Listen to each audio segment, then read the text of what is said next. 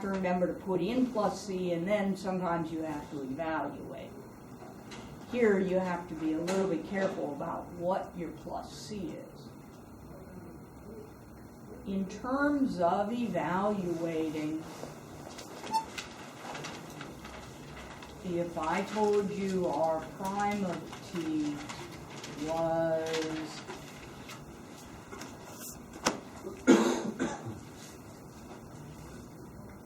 t cubed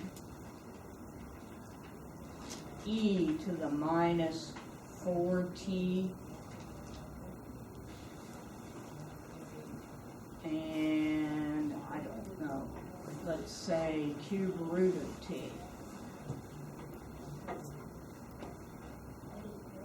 And if I said r of 1, you can't do r of 0 here because that won't have a derivative at 0.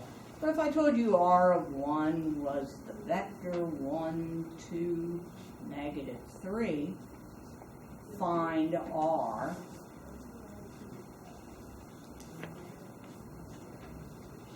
It's an integration. So r is going to be this integral of r prime of t, dt. So integrate t cubed, 1/4 t to the 4th. If you want, you can go plus c, plus c1, I guess. Or you can just save it for the end. This is going to give you minus 1/4 e to the minus 4t. This guy, raise it by 1, you get 4/3, so 3/4 t to the 4/3 plus a constant.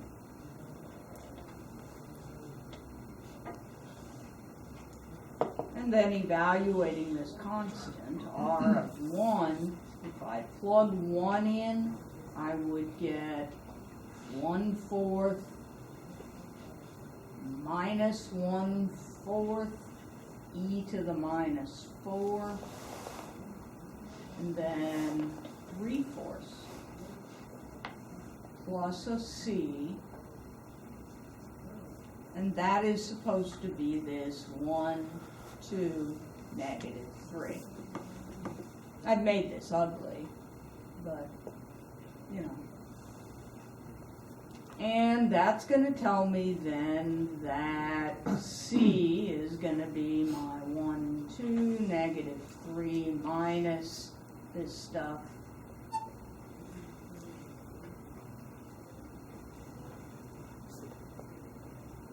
And so whatever this works out to be.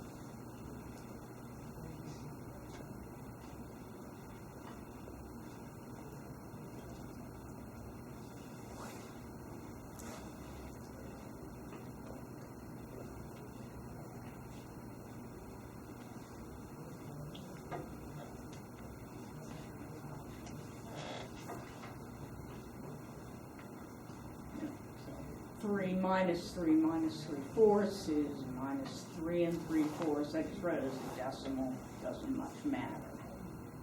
You guys get the feel here. I mean, obviously, one of the places we're going to be using this is the same way you used it in Calc 2.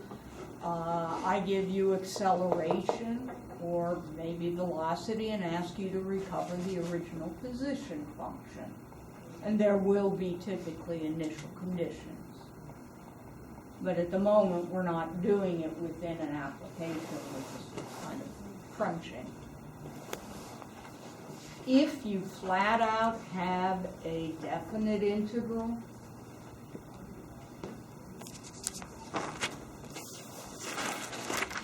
let's make the integration here relatively easy. And if I'm integrating like this, it's a definite integral. Then what I would do is my integration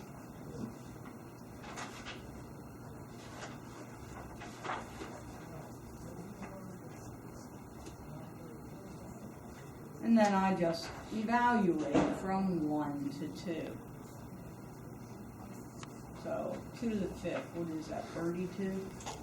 So this would be 32 fifths, 64 sixths, this vector minus this vector, which is another vector.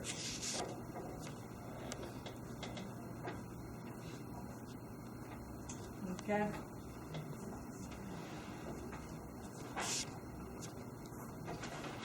Any questions here?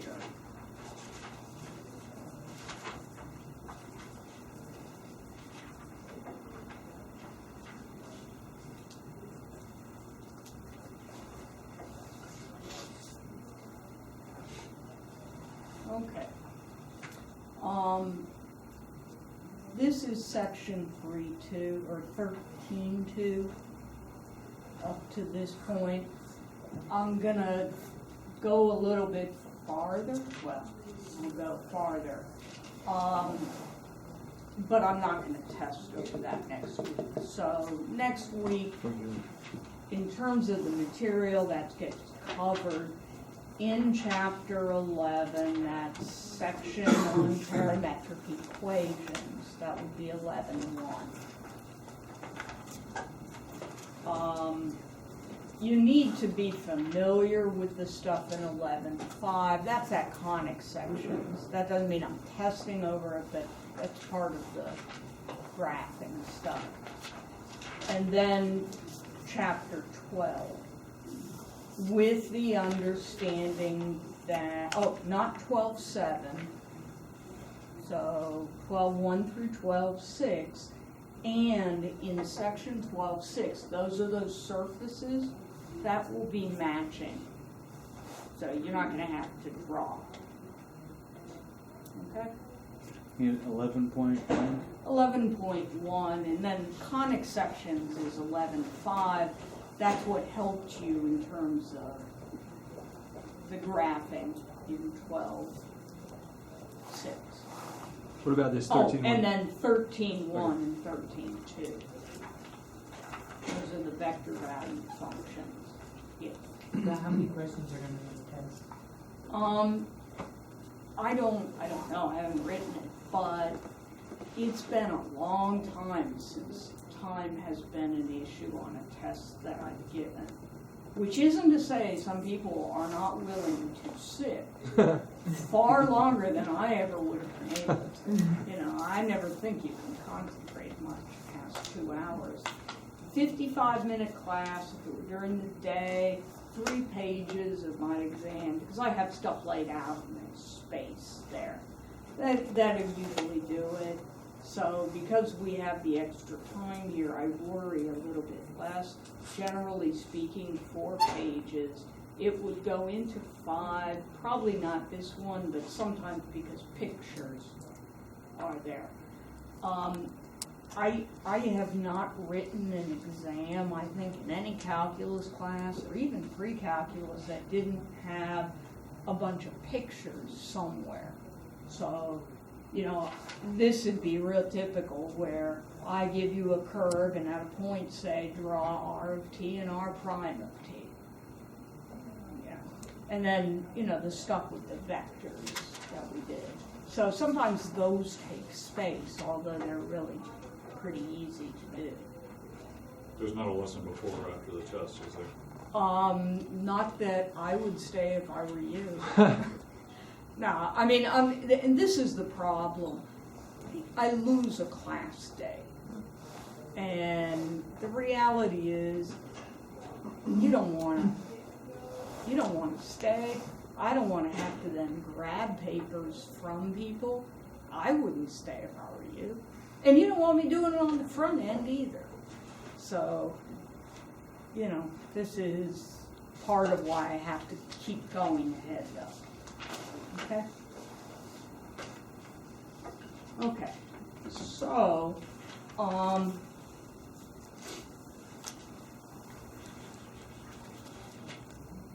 let me see here.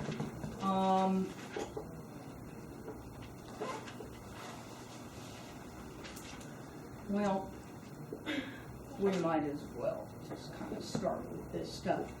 R of t is a generic vector value function. Yeah.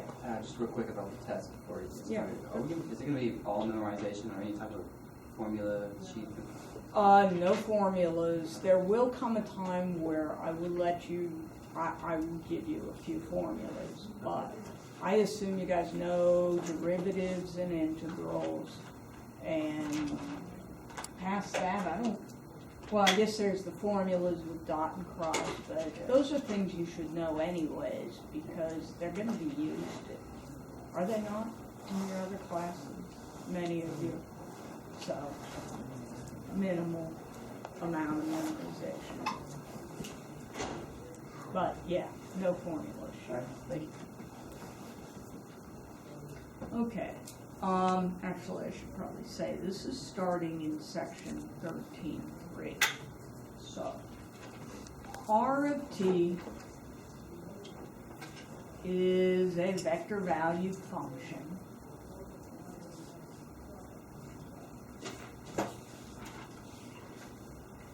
If you differentiate it, we call that v of t, which is velocity.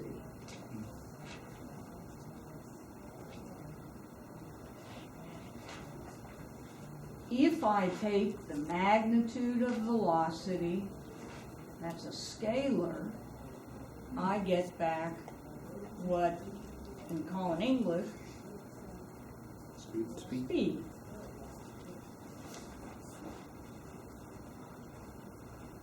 Sometimes you'll see books like this. They'll use the same letter as they used for the vector, but not call it a vector because it's a scalar. It's your speed. If you differentiate R yet again, you get acceleration.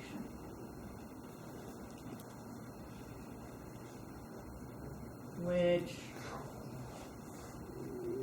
looks like, we call it A of t.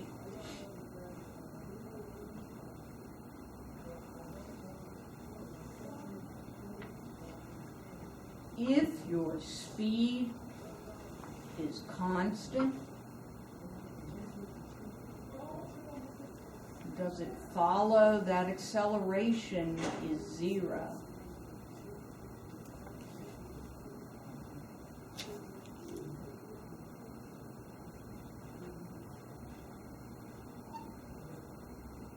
Yes. No? If your speed is constant, does it follow that your acceleration is 0? The answer is no. No. Okay. Now what you got to do is you got to get out of that Calc 1 and Calc 2 mode where motion was one directional. Okay? There are different parts to the velocity. Okay. One part is magnitude, but the other part is direction. If the speed is constant, that doesn't necessarily mean the direction of v is constant. Okay? And so, because the direction of v may change,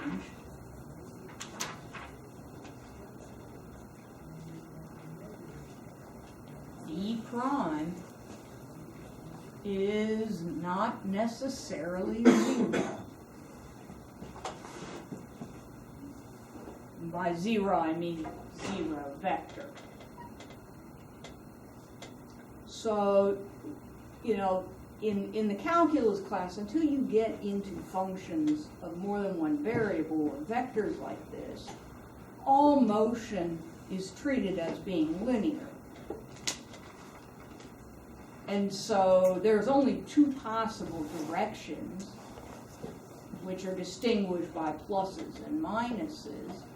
And as long as everything's continuous, you know, you don't have this weirdness, but this is where people build their intuition early. But what you have to keep in mind is you can be on cruise control on the highway, but going around curves and whatnot, your speed may be constant, but you've got a change in the velocity. So that's one thing you need to kind of keep in mind. Okay? All right. So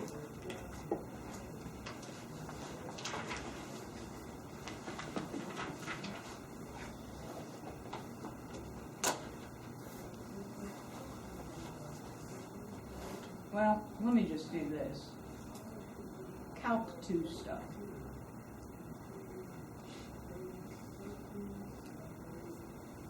You've got a function. So let's have this function go from A to B.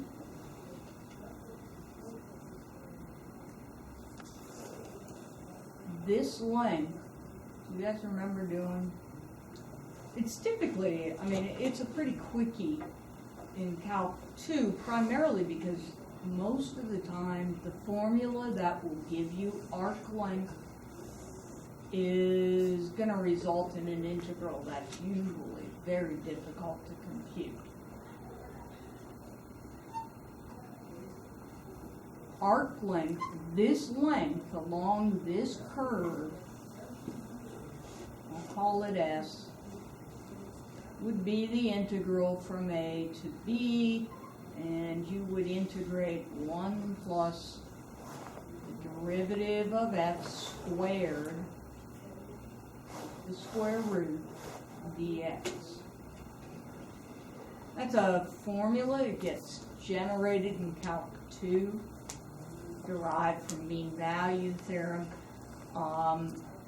There's not a whole lot that they'll do in Calc2, because if there's one thing square roots should have taught you, it's that they generally give rise to integrals that are a real pain in the neck. Even if you use tables, they're a pain in the neck. So the setup on these is pretty easy. The integration is usually hard. People don't generally see this a lot in Calc2. This generalizes. If I have a curve R of t, which is x of t, y of t, let me throw in a z of t, it might be in 2 dimensions. You know, you got some curve looping around, 2, 3 dimensions, whatever. If I'm here at time t equals a, and I'm over here at time t equals b, and I want to know what is the length of this, this arc length ends up being s, and what we get is this integral from a to b. We'll have x prime of t squared plus y prime of t squared plus z prime of t squared dt.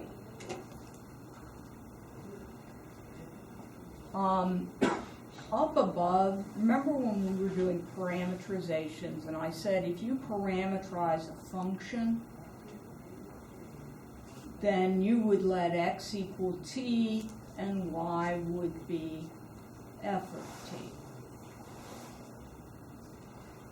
You know, if I gave you a formula for a function, in which case x prime would be 1,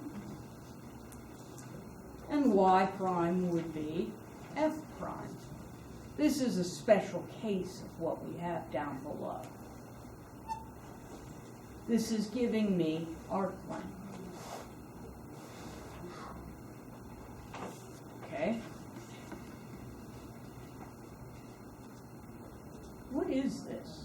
Does this look at all familiar? It may not at this point, but by the end of the semester probably will. It's just like a messed up distance. Yeah. It is like a messed up distance formula, but Magnitude. it's also, So magnitude? it's a vector. Well, the whole thing is not a vector. The stuff inside is a vector, or it's got components of a vector. What would be that vector that would have components? X prime, Y prime, Z prime? That would be R prime. And so this is R. If I said what is R prime, you would go X prime of T, Y prime of T, Z prime of T.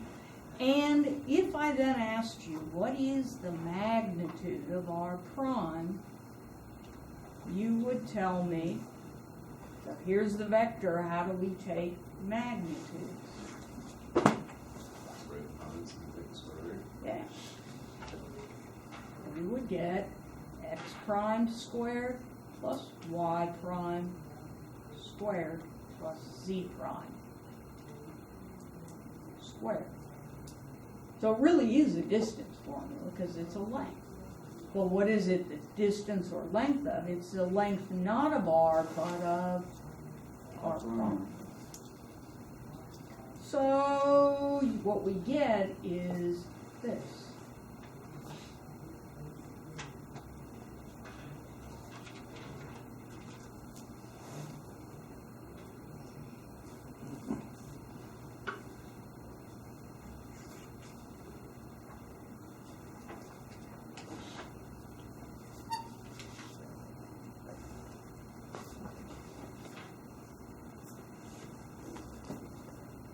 Okay? Okay.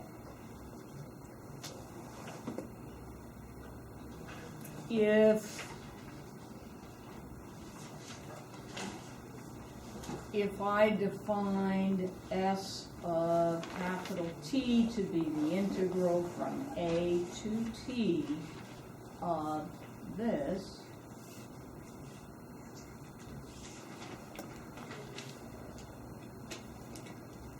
fundamental theorem of calculus would tell me that S prime of capital T would be the function inside. Differentiate an integral, but I need to change my variable here.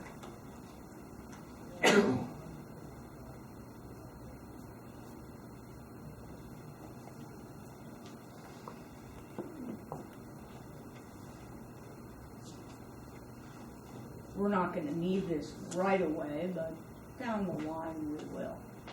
And the differential ds is going to be S prime of t dt, and so that ends up being this guy.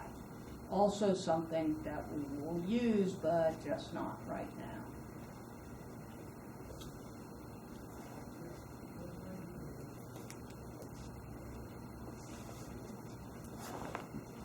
Okay? All right.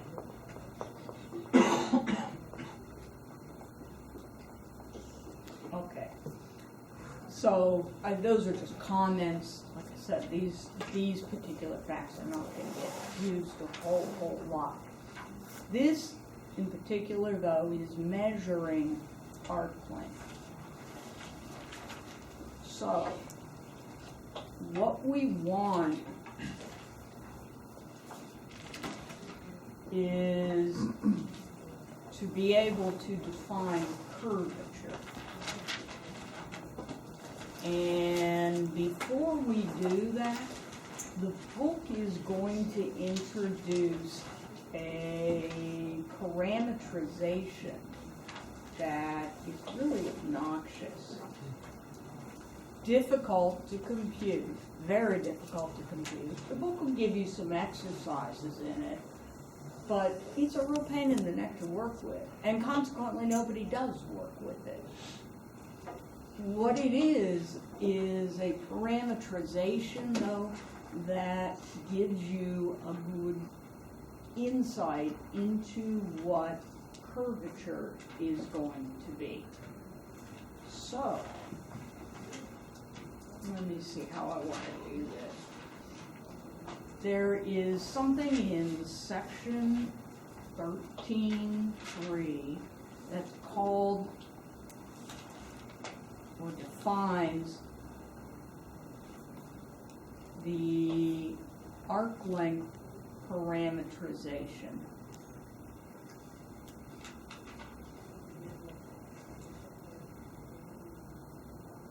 Of a curve. And usually it's that letter S that we're using up here that's going to do it. Now, I am never going to ask you guys to produce one of these. I'm not going to assign the book problems that cover arc length parameterization. What it is a tool, kind of a theoretical tool, to get a handle on curvature.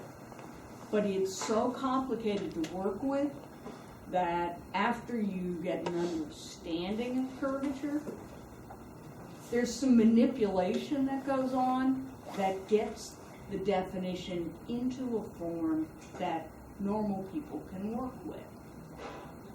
You guys see? So therefore I'm gonna mention to you what it is, but I'm never going to ask you guys to do it. It's just, there's a few exercises in the book, but who cares? We don't want them. Okay? So, what the arc length parameterization does is it gives you a parameterization of a curve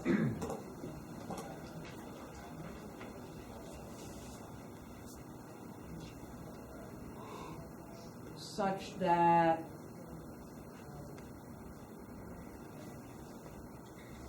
if t units of time have gone by,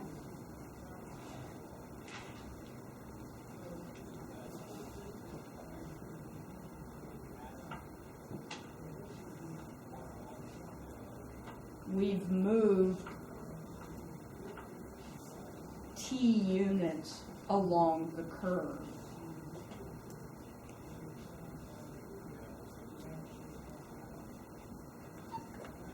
I mean, basically what this is set up to do is if 3 hours passes, I've traveled 3 miles. If my units of time are hours and miles. 4 hours, I traveled 4 miles. 5 hours, I traveled 5 hours. Okay? I mean, that's okay. Actually constructing these can be a real pain in the neck, and then working with them. So this is more an artificial device. I don't know if artificial is the best word. This is a device to help develop curvature.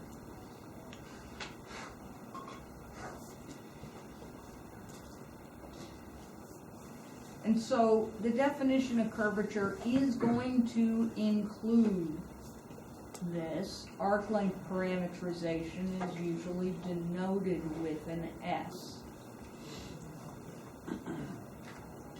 And so the initial definition of curvature is going to involve this. But then, because it's so hard to compute with, you do some mumbo jumbo and out pops a much easier form. Okay?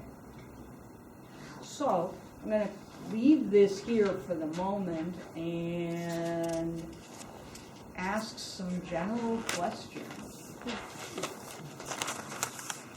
What would you expect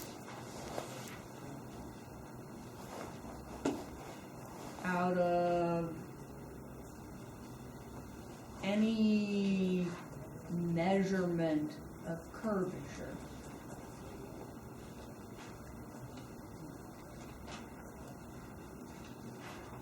I mean, if you were going to come up with a mathematical way of defining how curvy a curve is at a point, what would you want from it? Rate of change. Of Direct curvature. direction, rate of change of direction? Of a tangent line to the curve? Certainly, yeah, I mean, I want to distinguish. I probably would want to have some way of measuring how much that tangent guy is changing. Now, what if the tangent line is changing in length? Is that going to have a bearing on curvature?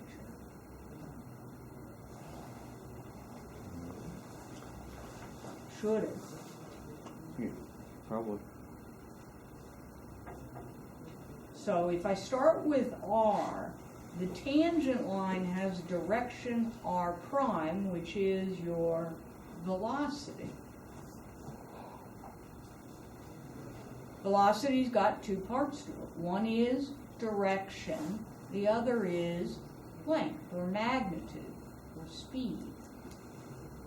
If your speed is changing a whole lot, is that going to be a marker for curvature? Mhm. I don't think so.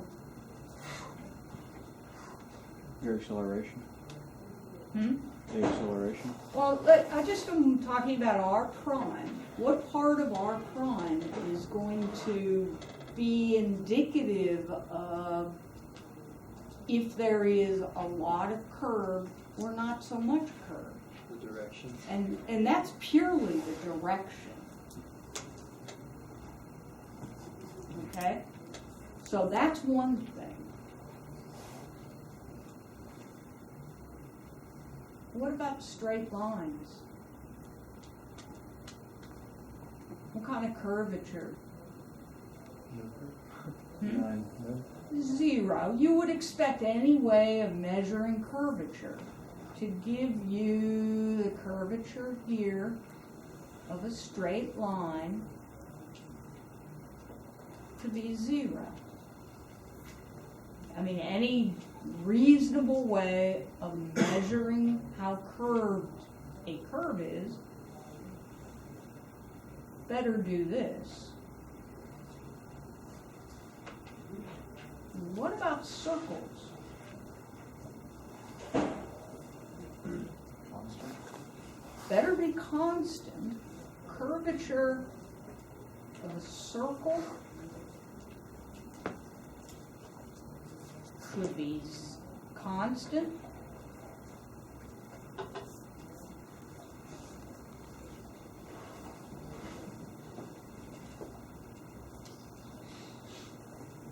Same constant for all circles? No. Yes. No. You think about it. Radius. The curvature of a circle should depend on the circle's radius.